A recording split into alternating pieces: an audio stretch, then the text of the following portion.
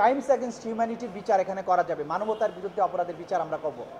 মানবতার বিরুদ্ধে অপরাধের মধ্যে খুন, গণহত্যা, এক্সটারমিনেশন, অত্যাচার, অ্যাবডাকশন, বাড়িঘর জ্বালানো সব কিছু কিন্তু অন্তর্ভুক্ত। কিন্তু এই ক্রাইমস এগেনস্ট হিউম্যানিটি কী কী কারণে হবে, এই অপরাধের উপাদান কি, সেটি কিন্তু আমাদের এই আন্তর্জাতিক অপরাধ ট্রাইব্যুনাল আইন 1973 সেখানে বর্ণনা করা নাই।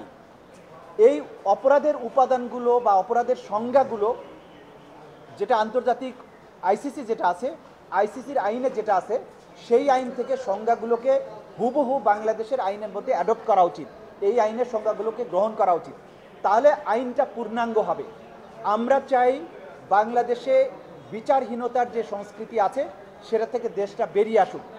পাশাপাশি আমরা এটাও চাই বিচারের নামে অবিচার করে নিরীহ নির্দোষ মানুষকে ফাঁসি দেওয়া হবে, জেল দেওয়া হবে, এই ধরনের সংস্কৃতি থেকে বাংলাদেশ বেরিয়ে আসুক। আমরা দুইবার স্বাধীন হয়েছি, 71 সালে একবার, 2024 সালে একবার।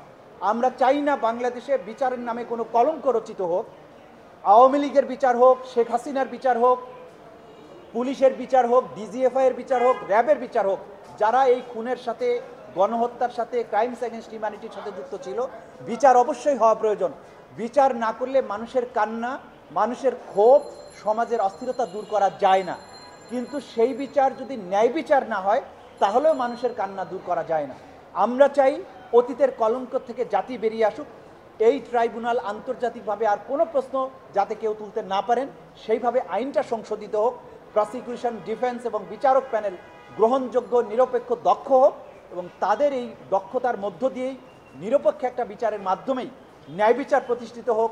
শহীদের আত্মা শান্তি পাক, নিপীড়িত মানুষ মনে করুক যে তারা একটা প্রতিকার পেয়েছেন, এবং আসামি পক্ষও যেন বুঝতে পারে যে তারা যে অপরাধ করেছিল তার অপরাধের সঠিক এবং কৃতকর্মের সঠিক বিচার হয়েছে।